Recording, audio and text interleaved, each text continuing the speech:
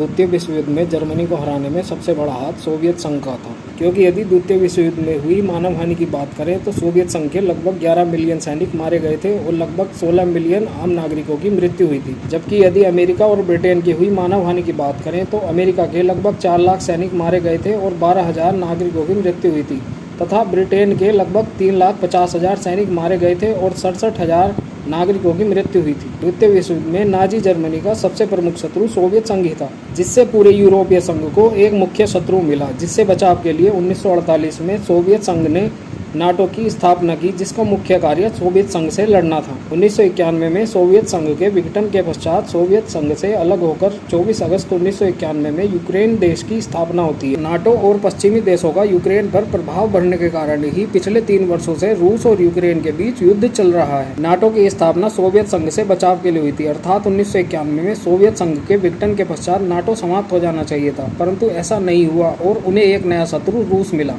यही कारण है कि लगभग 35 मिलियन जनसंख्या वाला राष्ट्र अपने पड़ोसी राष्ट्र पर आक्रमण करता है, जो मिलिट्री सुपर पावर के नाम से जाना जाता है। 1 जून 2025 को यूक्रेन की ओर से रूस पर ड्रोन हमला किया गया, सूत्रों के अनुसार, जिसकी योजना पिछले 18 महीने से बनाई जा रही थी। यदि विदेशी मीडिया के माने तो इस हमले में रूस के लगभग 40 विमान और अन्य सैन्य उपकरण क्षतिग्रस्त हुए हैं। ऐसे में यह मानना कठिन है कि जिस राष्ट्र की अर्थव्यवस्था समाप्ति की कगार पर हो और जिस राष्ट्र की भूमि पर रूस द्वारा कब्जा कर लिया गया हो, उस राष्ट्र ने बिना किसी सहायता के यह कार्य संपूर्ण किया है। वस्तुतः यह आक्रमण नाटो और पश्चिमी देशों की सहायता से यूक्रेन द्वारा कराया गया है, जिससे रूस के राष्ट्रपति पुतिन द्वारा कोई गलत कदम उठाया जाए जिसमें यूक्रेन के सामान्य नागरिक मारे जाए और अमेरिका जैसा राष्ट्र सद्दाम हुसैन की तरह पुतिन को भी वॉर क्रिमिनल दिखाकर रूस की अर्थव्यवस्था समाप्त कर सके। इसमें कोई संदेह नहीं कि यूक्रेन के कंधे पर रखी बंदूक से नाटो और पश्चिमी राष्ट्र अपने शत्रु रूस को समाप्त करना चाहते हैं, परंतु अपना पूरा जीवन जासूस के तौर पर बिताने वाला पुतिन अमेरिका और नाटो की योजनाओं पर पानी फेर रहा है और वह आगे भी यही करेगा। अन्यथा क्या कारण है कि रूस अपनी पूरी शक्ति से नहीं लड़ रहा है? रूस के लिए यूक्रेन जैसे छोटे राष्ट्र को हरा पाना उसकी शक्तियों को देखते हुए कठिन नहीं है। रूस भले ही नाटो और अमेरिका को ना हरा पाए, परंतु जीतने भी नहीं देगा। इसलिए नाटो और अमेरिका अपनी बंदूक दूसरे के कंधे पर रखकर रूस के साथ इकोनॉमिक सैंक्शन जैसे कुकृत्य करते हैं, जैसा पाकिस्तान आतंकियों के जरिए भारत में करता है, क्योंकि वह भी भारत से कभी जीत नहीं सकता।